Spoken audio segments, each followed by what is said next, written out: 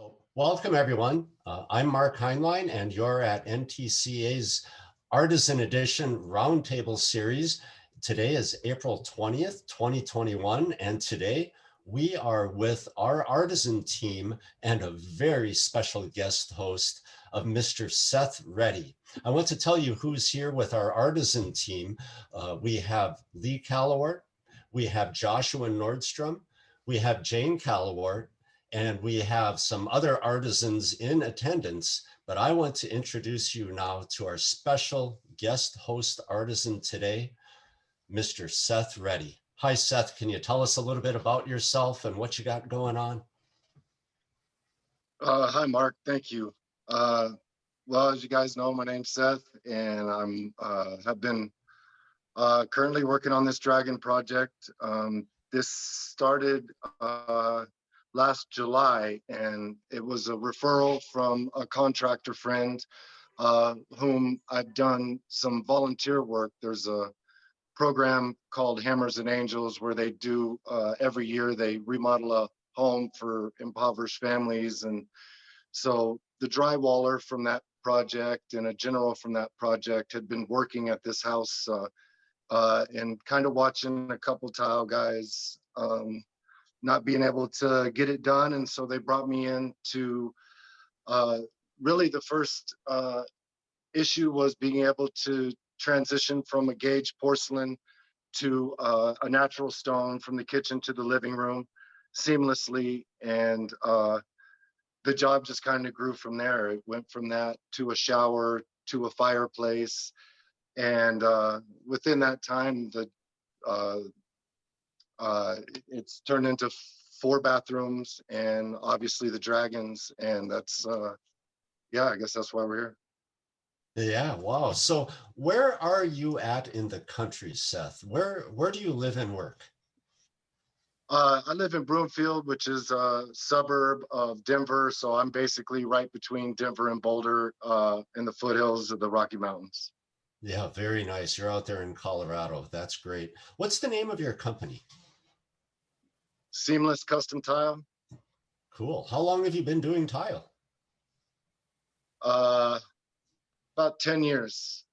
Okay, yeah. So you've done a lot of tile, you've done a lot of work in this house, and we were just chatting a couple of minutes ago that you attended some NTCA training. We saw you in Topeka. I think it's been a couple of years ago, and that helped to give you a little bit of education to start doing some parts of this project that you're in right now. And like you just said, one thing led to another, and here we are today. Yeah, definitely.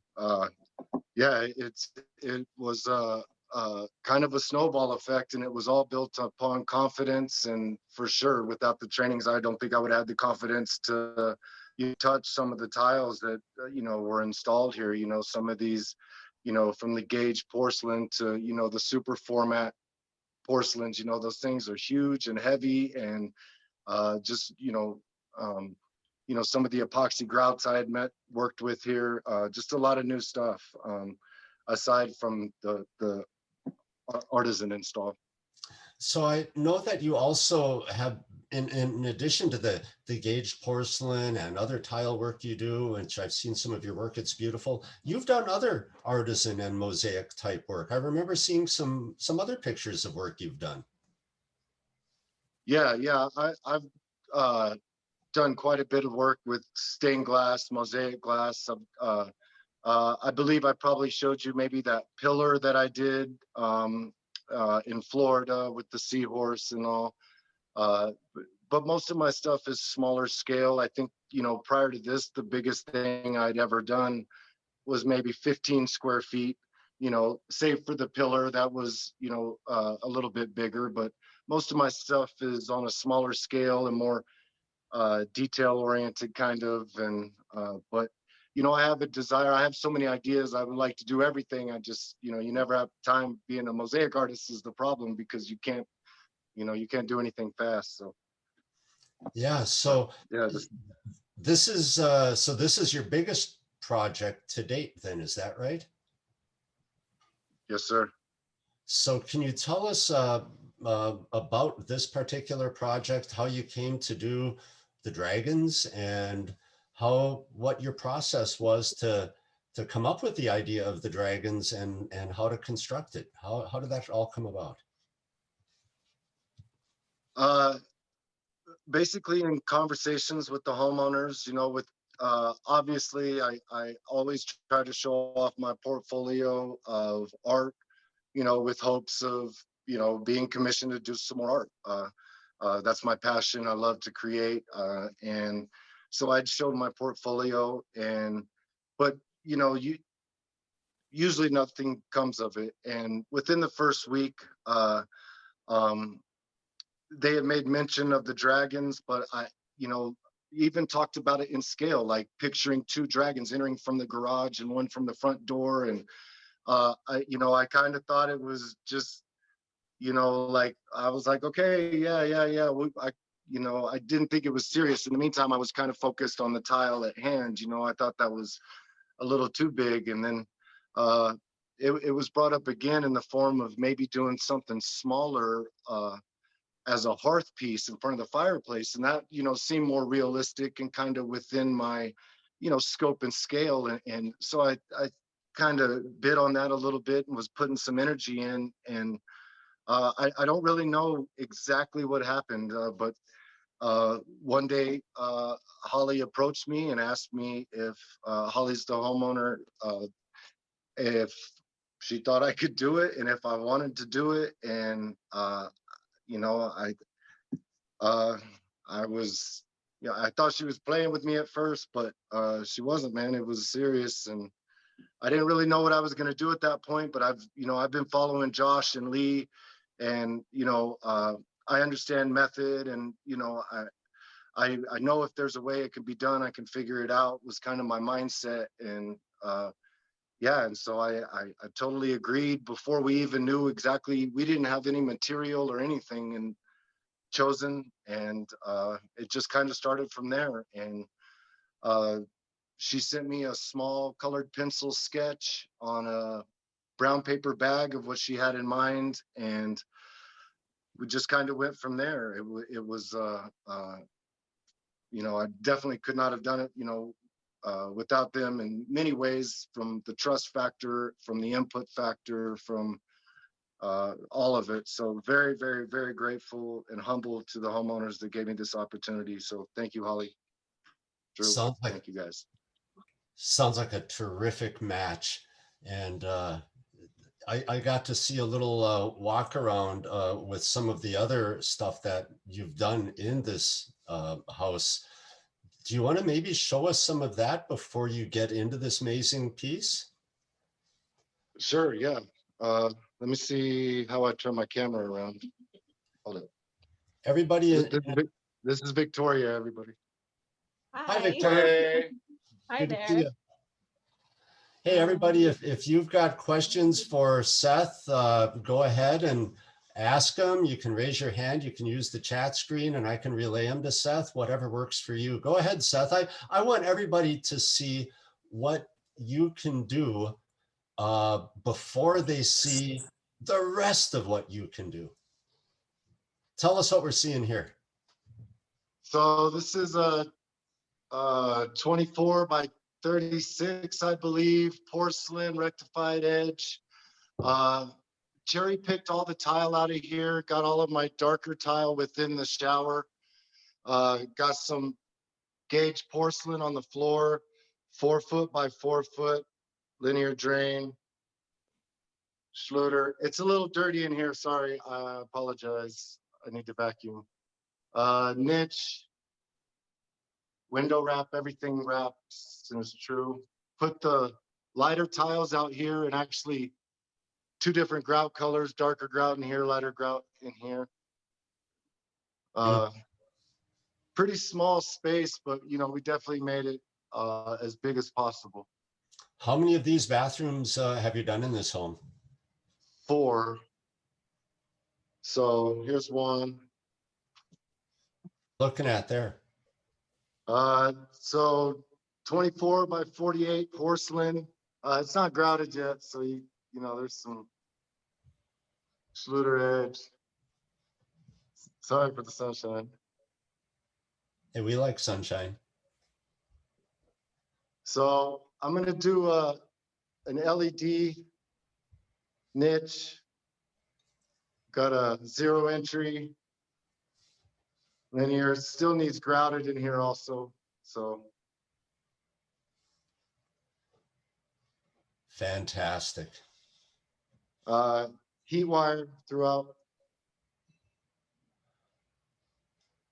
There's a lot of technical skills we're looking at here. We're looking at substrate prep. We're looking at flatness, waterproofing, heat systems, layout, coverage, tile selections, you name it, mortar selections.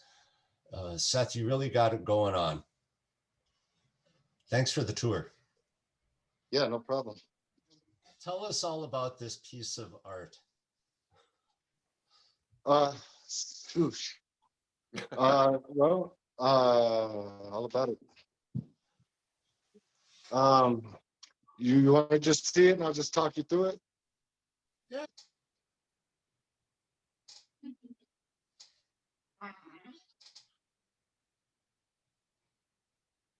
Nice.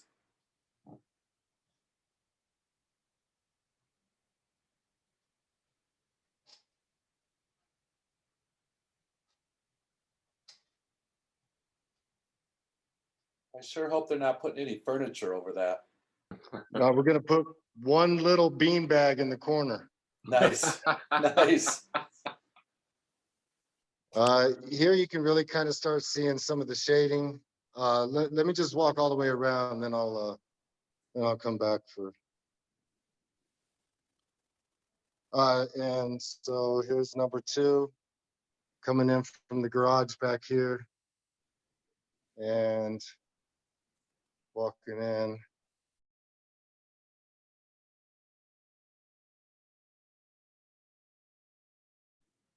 And How long are they, Seth? I think so from the tip of the nose to the tip of the tail, I think this one's like about 33 feet. And this one's a little bit shorter, probably 29 feet. But the whiskers are about another 3 feet. So I don't know how that works out.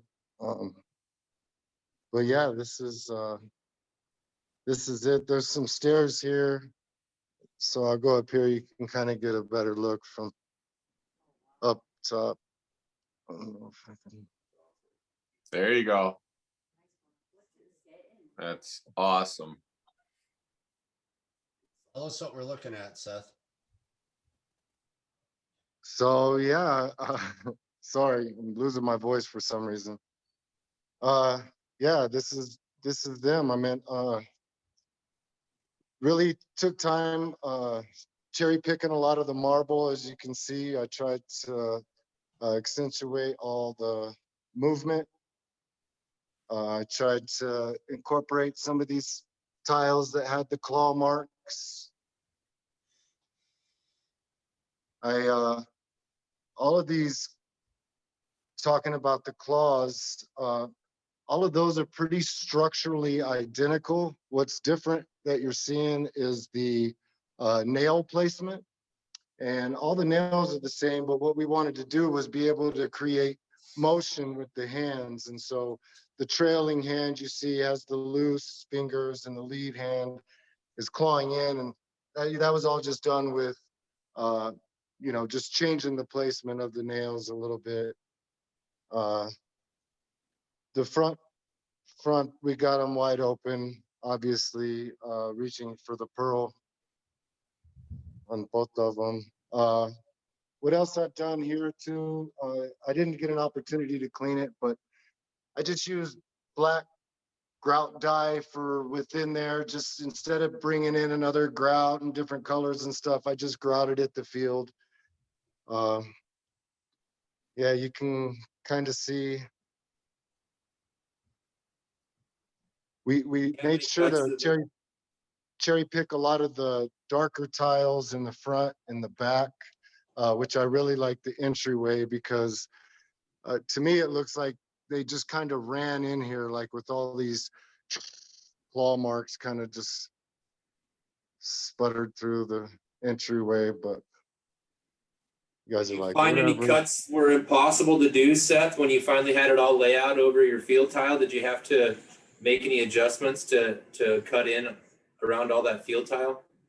Oh, well, how we approached it was a couple different ways. I had the floor gridded out beforehand. So, when we were able to kind of draw them down, we were able to see, where most tiles were going to land. So we were able to kind of, when we were putting the images down, take care of a lot of that initially.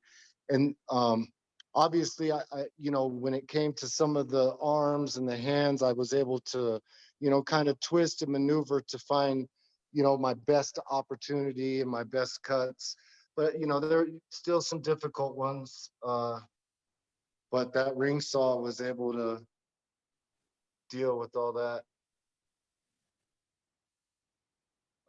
So yeah, I guess starting with the body is kind of where we started with the process. The most important thing going into this was, staying true to the history of the red dragon, and the tone and the color and the appearance is very important. And so initially we started just looking for red tile. We didn't really know porcelain, ceramic, glass, whatever, just trying to find the proper reds. Thankfully, Jane and Lee and Google and, me walking around tile shops for a week, we were able to start dialing in on some ideas. But that's basically where we started, was with the body. And once we determined the body glass, this is what it initially started out as. I believe this is Oceanside. Real nice stuff. So yeah, once we got that, I mean, I don't know if you guys can see it, but it's got just super reptilian finish on it. It's got a really nice texture. So yeah, we picked that, which right away I seen an opportunity to be able to try to create some depth and dimension, with my thin set. Initially I was thinking thin set, but I ended up using the grout dye instead. It was just easier than mixing up two different colors of thin set. I could just mix up my white thin set and then add the grout dye as I was building my panels. But, you can kind of see some of the, what that allowed me to do for the shading and the arms and the body. And I didn't want to go overboard. I wanted to keep it pretty subtle, but, I definitely think it helps give it movement and flow. Hey, And that was Seth, all. could you jump up on this? Could you go up on the stairs again once and give us Yeah. that down view? Yeah. I think it really puts it in perspective. Just the overall flow. Yeah, right there. That really shows how they're slithering through the space. Yeah. And I really, when I was building the panels, I was very conscious of, which way the diamonds were going to flow, as the body kind of flipped and flopped back and forth, and so, yeah, on each section, it's pretty cool, man. So did you learn anything? Shit, man, I learned. No, I just find, we always, so many times when we do these things, it might be the first time you've done it, right? And almost every time there's something new, something different about it. So we're always learning throughout the process. And so I say it in jest, but I'm sure there's a lot of things that it's a long story of the things that you could share of what you've learned just going through that process. Beautiful. That's just beautiful. Those are actual diamonds in the center. It was that was a little pendant that was tipped to me from another tile client. He's like, here, maybe you could put that in one of your mosaics one day. And so it was like the perfect spot to put it. And so in the center of the pearl, we have some actual diamonds. So I can say that I've installed diamonds before. And then that's just mirror, and nice sprinkled mirror throughout. It's pretty cool in the light. So what did you do with the pearl as far as the finish on it? The finished top is resin pour, multiple resin pours, seal coats and a few flood coats. It's not set yet, it's still dry set. But yeah, it's hardy backer, primed hardy backer with stained glass, flex color grout, and I stain and color my own grout. So I'm able to kind of get nice transitions in the coloring. It's pretty, I guess it looks better in person, but No, it looks awesome. That looks like happy feet right there. Amazing. Yeah, it's got the purple iridescent on the outside. I don't know if that's picking up, but it's yeah. Hey, Seth, So yeah, as you could, Joseph, go ahead, Mark. Joseph is asking, he's talking about how amazing you can see the shadowing in the glass, giving the tile that secondary color. You kind of talked about that shading. Could you tell us again, I want to understand too, this glass was clear glass and you put that shading in there as you pre-mounted it to some membrane, and you shaded with some grout, the thin set with some grout color at first to do that. Is that right? Yeah. Yep, that's absolutely correct. Yeah, like if you've seen on the video, it's kind of the same paneling process that that guys are doing. But as I was doing it, after obviously we key in our fabric, notch it, knockdown coat, and before putting my face tape mosaic on top of the knockdown coat, I would just take my margin trowel, mix in a little bit of grout dye, get it to the right consistency, and then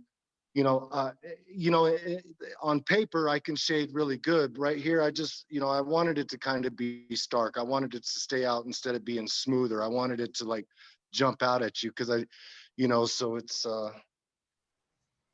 was trying to, but yeah, all the way down into the tail. That's Subtly, but that's really cool, Seth. It does give it a lot of movement, I think. That dark product in the tail, is that a stone or is that porcelain? that's two different porcelains, a gloss finish, and this is one tile. I actually used the black colorant on my grout joints there just to hide those little tips a little bit. And then I kind of broke them a little bit to kind of hide the fact that that was, a tile in the first place. But, the tips are just from the fireplace, and that's from the laundry room back there. You can see. But yeah, just stuff that was on site, on hand, and yeah, a lot of cutting here.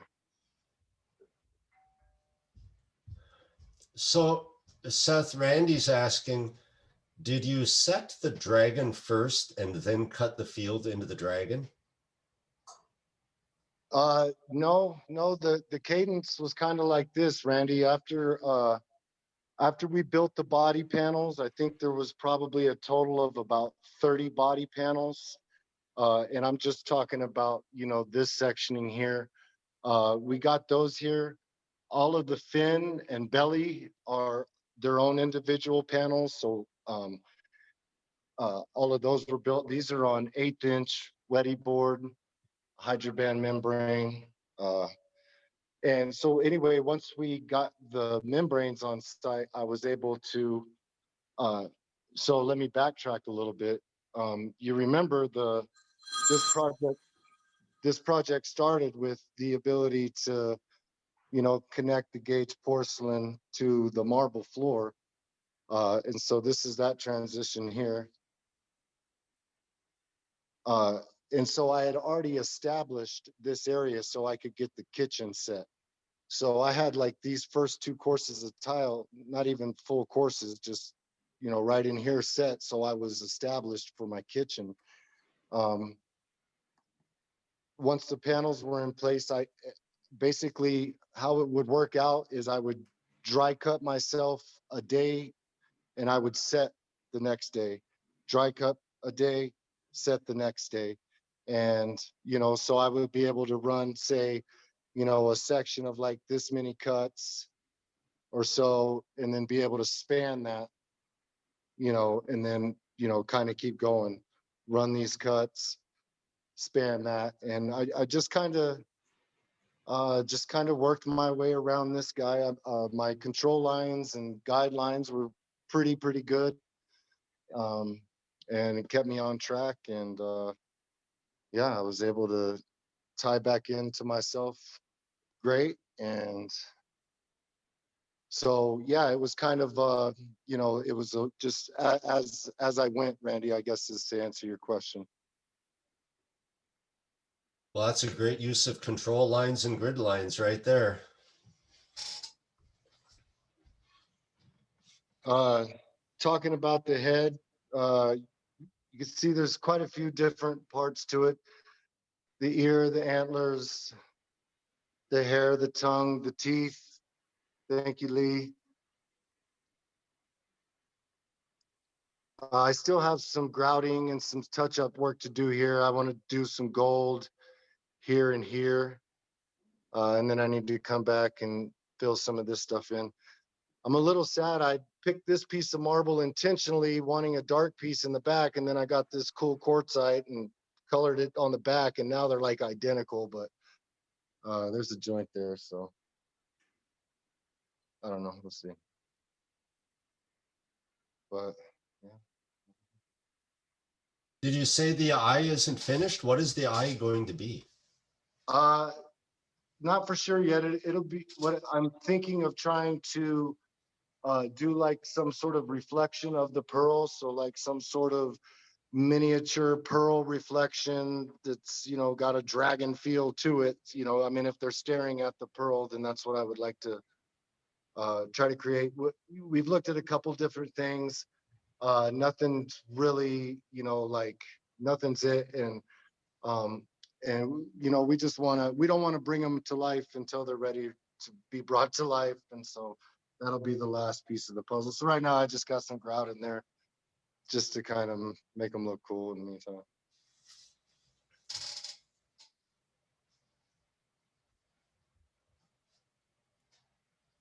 So cool.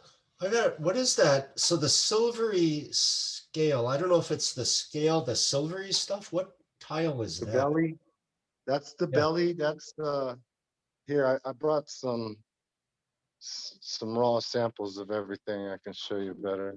It kind of looks like iridized glass.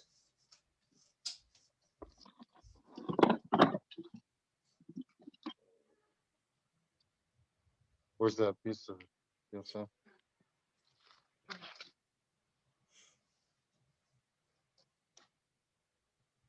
Oh, cool. Yeah. So this is just a face tape pre-mount. And we actually went through and took them out because we wanted to basically, the differences between these guys is you can see this one has the S's going that direction, and this guy's got them going the other direction. So that's the, some of the differences. So like if you look in this guy's beard, it's this way, and this guy, so they got a little bit different look. So we had to go through and peel, take those apart, pre-mount those, which was, Lee gave me some great advice about the pre-mounting on these. There's just a little bit of dimpling on the back. So we went through and just kind of finger primed each tile with multi-max light just to just to give it a little bit more grab. So then when we did pre-mount it, and it kind of helped a little bit too, and some of the variation in thickness, we were able to not prime a few of them. Some of these smaller ones are quite a bit thicker than the rest. So, it kind of just let us, do a little bit of flattening work on that end of it, while also, giving ourselves a better bonding surface. These were pretty straightforward, just pre-mount on Weedy. The only thing I did was just, nip the corners there to kind of round out that look.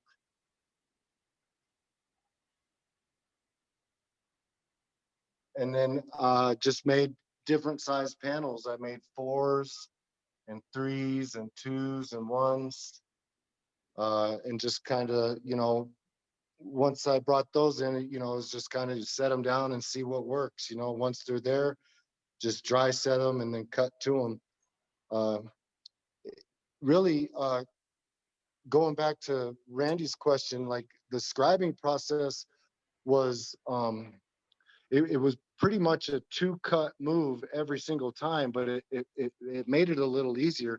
So if you could imagine, I'm trying to scribe to this point, so I would just always cut this one long, make sure it landed within the, the field of this tile, dry set it. Now I can set these panels, because all of these panels were already made, set these panels on top of this wild tile, and then get a perfect trace, and now cut it for the second time, and I'm good to go. So basically each cut was 2 cuts, and yeah, so that's how that would work. Maria Meyer is asking, what was the most challenging aspect? My mental, probably just keeping myself grounded, and I can get off track real easy in my mind. So I think just kind of making sure that I was putting one foot in front of the next, and not trying to overwhelm myself. I think early on I kind of once the the reality of what I was about to have to do kind of set in, it seemed overwhelming, and so yeah, I guess just that, just the mental, making sure I kept it, one step at a time. As far as everything else, I mean, as long as I was able to just, take it one step at a time, everything else went easy. Is when I try to get too far ahead of myself, or that's usually when I would find myself, getting in trouble or something like that. But yeah, as far as the install, the part of that process, man, I don't, cutting the diamonds, I mean, that's a lot of diamonds. I think we might have cut over 1,000 for sure, probably around 1,200 diamonds. So that was a process, trying to, and I went into the, with the vision of getting every single diamond absolutely perfect, and they're absolutely not even close. So, but it works actually. It actually helps it, and it, to me, it's more realistic, and but they're really close. I shot for it, but so that was a difficult part. But I don't know, the sourcing of materials is difficult for me because I don't know too much about that side of it. So I don't know. There was a lot of difficult parts. The install wasn't really, that was the easy part, honestly. It was everything else up until I got the, got the trowel in my hand that I couldn't figure out. Mhm. Hey, Seth, Yes, how many sir. different mounting methods did you have to use? You had probably what, 4 or 5 different thicknesses of materials? For sure. Yes, you can imagine the marble, the body glass, the belly, all of this stuff's different. None of it's the same. The porcelain for the hands is not like anything else either. So yeah, I think with the porcelains, yeah, 1, 2, 3, 4, at least 5 materials, and yeah, we're good, man. I would let my 2-year-old run around here barefoot. It's good. Cool. He said, did you ever cut yourself once working with all that glass? What's that? He said, did you ever cut yourself once working with all that glass? I burned the shit out of my finger on that Helix copperhead blade once, trying to manipulate it and not paying attention. And boy, that thing's got a bite on it, I tell you. But damn. The reason why I sorry. asked is we're working with glass, and I just know that, like, you even look at the stuff, and at the end of the day, your fingers are bloody somewhere. So I just imagine that you're probably cutting yourself left and right working with that. No, I definitely did. I'm worse with doing the stained glass mosaic. That's when I really get into trouble, is messing with some of the smaller stuff like that. But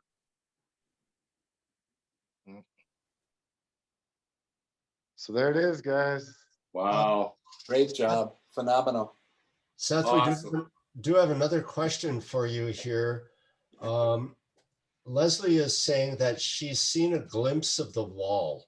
Do you have matching red subway tile on the wall as well? Yes, Leslie, it's red subway tile with that red epoxy crystal Evo starlight grout. So that stuff is, you can't really see it, but it's really beautiful. It really accepts the color through the glass, and it's got a really nice glitter in it. You might be able to see it here. You guys seen some of the casts I do sometimes, so I don't know. Wow. It's pretty cool stuff. It's a pain in the ass to work with, and the most difficult part is, just trying to get up and around and over all the cabinets. You know what I mean? Like, I'm scared of heights. That's pretty. But Enrique is asking, Seth, what was your method of keeping each cut in order? Did you cut and set them immediately? Talking about which tile? I think the dragons in general. The bodies. So basically how I would do the bodies is I had a paper template in my garage. So if you could imagine this, just a line in my garage. After I had the diamonds set, I could just go in and overset my diamonds past my lines. You know what I mean? I would just overset everything. So I'm going, past where I need to. And, the joy of glass is you can see through it, but, no matter what, I would just draw my line, getting as close as I could to my template line, but I didn't have anything binding me to perfection. And so I just kind of used my best judgment. We had a body width that we were trying to maintain. But in some areas, I thought it would make sense that, for instance, this part of the body would be wider than, some of the other parts. So yeah, it was kind of just as the process went, I would, come into this point, I would cut the tile, reset it, cut the tile. Then I would have to go back, polish the tile. And then once I had, and figuring out my,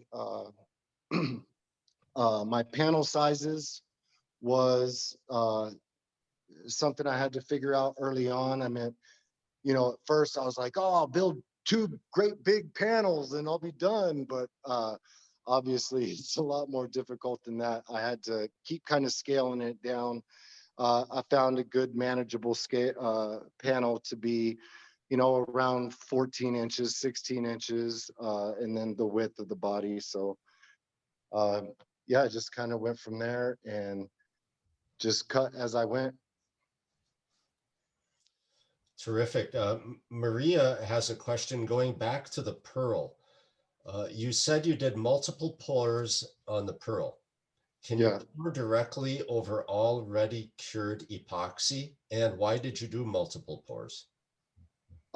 Yes, you can. You definitely can pour. It's actually recommended. Initially, you want to do a seal coat.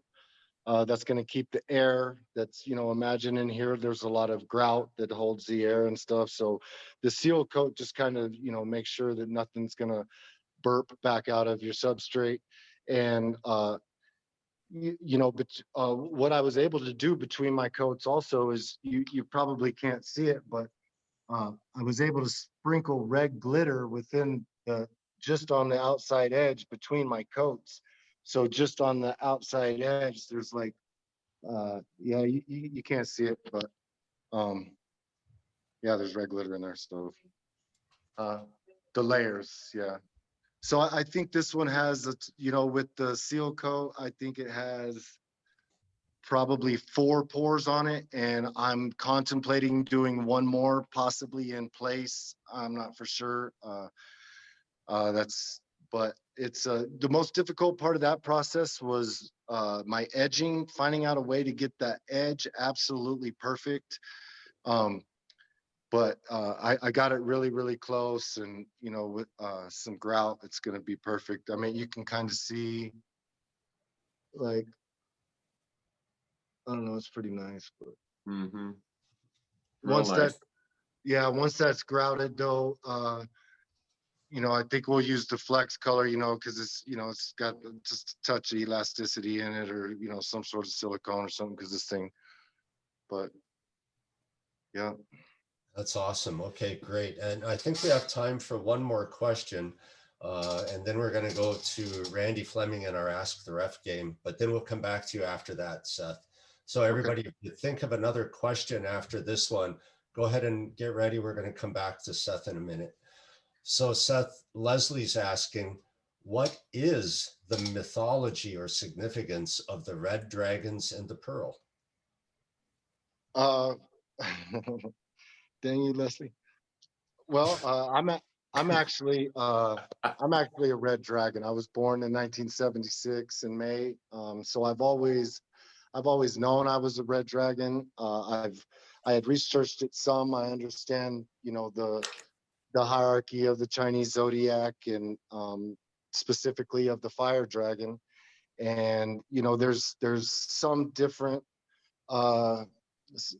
some differences in, you'll see some with 4 claws, you'll see some with 5 claws, some with 3. That's the distinguished between royalty, some Japanese, some Chinese.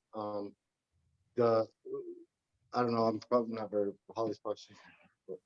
The pearl represents the purity. It's the energy that the fire dragons are seeking, that they're chasing. Basically, it's to they say that, without focus, without direction, without the pearl, that the energy from the red dragon is chaos. But if it's focused, if it's given, so sorry, I wasn't ready for that. I'm on tile mind right now. So, but I hope that answers your question a little bit. Yeah. That's great. Thank you. Yeah, I always like to know the background of that kind of stuff. So thanks so much. It's great. That was a great question, Leslie. I was wondering too. And we do have another question now from Joseph. What was the most time-consuming aspect to this project?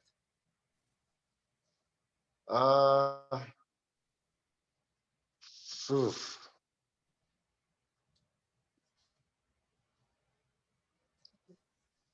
I mean, cutting the diamonds was, I would say just based upon the monotony of that, because, and polishing them all. So, if there's 1,200 here and taking 1,200 diamonds and easing all 4 sides on your shaper, that's, I don't even know, 5,000 polishes, and then polishing all these edges and polishing all that. So I would say some of that was the monotony of it, just over and over on the shaper. But obviously it's important. You've putting glass on the floor. That's a step you cannot miss. And so that was probably the most painstaking part. Everything else was, so new and so exciting. And, honestly, the worst part was setting this tile right back here because I was almost done and I was sick of setting tiles. So this was the hardest part of the whole job.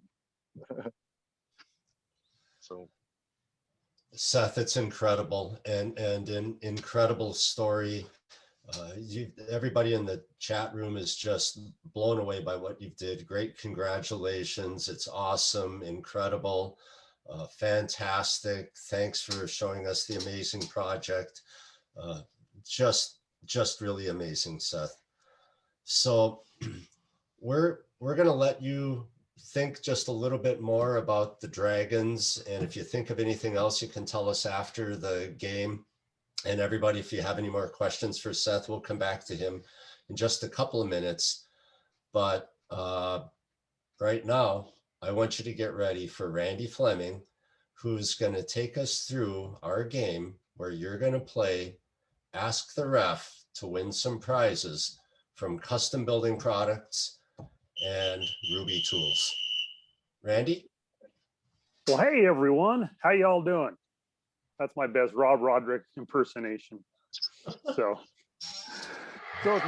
it's really super important for me to say thank you to Custom Building Products and Ruby Tools, who are the sponsor of our Roundtable programs. Thank you, Custom Building Products and Ruby Tools. You guys are great. And all of you guys are great. Randy, great job. Seth, that was just a super, unbelievably incredible job. Really just amazing. I want to ask Leslie Godden, if you could unmute. I think everybody knows that you're the editor of Tile Letter Magazine and that you're producing some new publications and got a lot of things going on. What do you, first of all, did Seth answer your dragon history question okay? Pretty much. I'm probably going to go research some more on it because I just kind of love all that mythology. So that was pretty cool. So what do you have going on with the Artisans, with publications? And do you have any other questions for Seth about this project? Oh, I'm sure I will have lots of questions for Seth. I'm going to look through my notes and then you'll be hearing from me. But yeah, we have the new Tile Letter Artisan magazine, which is going to be published twice a year. We just finished sending it to the printer, so you should be getting it in early to mid-May. It's a large format publication, and it focuses on this segment of the industry, and it's so exciting. It's really wonderful. And I'm so excited to share it with you. And actually next Wednesday, I guess, 28th, is Coverings Connected. There's going to be the virtual Coverings Connected before Coverings happens in July. And there's going to be a session that Amber Fox is going to moderate with some of our artisans that are featured in the magazine. I was actually going to do it, but I get my second Pfizer shot the day before, and I didn't really want to take a chance. I was going to be down for the count. But there is a video that shows it's kind of like a tour through the first Artisan issue. So if you want to tune in and see that, it'll be great. Leo Reynaga from Visalia will be interviewed, as well as Angie and Sal de Blasio and Stephen Bellier. So, tune in to see that. But yeah, so once you get the Artisan magazine, I'd love to hear your feedback, and I'd love to see your projects. I mean, I'm getting to see some of them here, and obviously on Tile Trade Artisans Guild, which is great. I go there for a lot of my material. Thank you, Lee and Josh and Jane. Yeah, just I'm interested in what you're doing. And in the fall, our fall issue will focus a little bit more on commercial projects. We really kind of focused on residential this time. So I hope you like it. It's really been fun, and it's allowed me to get into the art of what you all do. And it's just really fun for me. So thanks. Leslie, thank you very much. we appreciate you, and we appreciate the coverage that you're giving the artisans. That's incredible. And Sure. Thank you, Leslie. Phone call. My pleasure. Seth, Holly is helping bail you out a little bit on the history of the dragons. She's helping you along. And here's what I'm going to read what Holly said in the chat screen. The pearl, this is about the pearl. The pearl is associated with spiritual energy, wisdom, prosperity, power, immortality. Chinese art often depicts a pair of dragons chasing or fighting over the flaming pearl. The two contending dragons facing each other are yin-yang forces of dualism, all opposites and complements, celestial and terrestrial powers. They symbolize the yin-yang and eternity. That's beautiful. And Awesome. Seth, I think that's what you were trying to say too. You said the same thing in just a different way. Thank you, Holly. Does anybody else have anything else for Seth? Seth, do you have anything else for us? No, I don't think so. Just thank you guys, and yeah, that's it. All right. Well, Seth, I have one comment or question for you. Are you there? Don't say something about the packing case, man. Don't say nothing about the packing. No, I think just the importance of the collaboration and sharing of information, and you're going to have people coming to you about certain aspects of your process, and things that you've done. Maybe because we're always constantly learning with these things, right? So just share, Yeah, absolutely. when somebody comes to you, yeah, do what we all do, right? I learned things from you. I learned things from Joshua, Angie, everybody. And we never stop doing that. So after doing something like this, I'm sure people will be wanting to pick your brain a little bit. Definitely.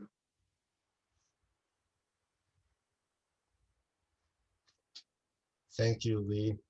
Joshua and the team in Alaska, do you have any parting words of wisdom? He got cut off. Oh, he got cut off? Okay. Yeah, it's an Alaskan thing. Oh yeah, he's driving his car now. What the heck? They have cars up there?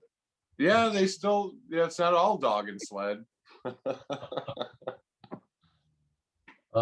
Seth, thanks again. Amazing work. You're an amazing person. I'm glad to know you. We're glad to have you. Congratulations on this artwork and the whole project. We're so proud of you. Congratulations. Thank you, sir. Thank you very much. I appreciate you. Thank you, Mark. All right. Everybody, you know there's a long list of programs coming up. I'm not going to read them all off to you. You know where to find them. You know that we need you to attend Coverings 2021. It's going to be in Orlando. And for artisans, it's going to be a split screen between Orlando and Milwaukee, Wisconsin, where some other animals are taking shape. Ain't that right, Lee? Oh yeah, there's a few things crawling out of the woodwork. So don't miss that. We're going to talk more about that coming up. Coming up next on the Roundtable series, it's an ANSI update. That's tomorrow at 1 o'clock Central. In May, it's going to be Y-Tile with Kathy Meyer. Then we're going to get behind the scenes with the NTCA Technical Committee and back onto the Artisan programming after that, then on to Coverings. We've got a huge slate coming up. Thank you, everybody. Thanks for all you do. And we'll see you next time. Thanks, everybody. Thank you. Thanks, Seth. Bye. Awesome work, Seth. Thank you, sir. See you guys. All right. Thank you so much. Thank you, guys. Thank you.